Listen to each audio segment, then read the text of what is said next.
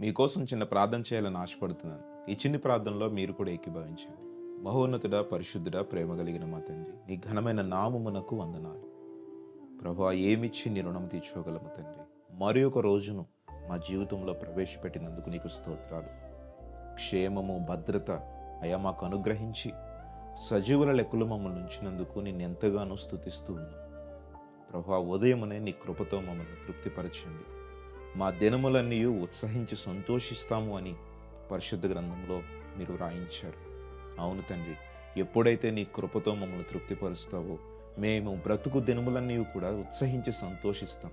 ఎందుకంటే నీ కృప మాకు ఆదరణనిస్తుంది, నీ కృప మాకు ధైర్యాన్ని ఇస్తుంది. నీ యొక్క కృప మా జీవితంలో మేము ఏ విధంగా నడుచుకోవాలో మాకు నేర్పిస్తుంది. నీ మాటలను మా హృదయంలో భద్రము చేయమని అడుగుతున్నాను ప్రభువా. మరి ఈ రోజంతటా నీవే తోడై ఉన్నట్టు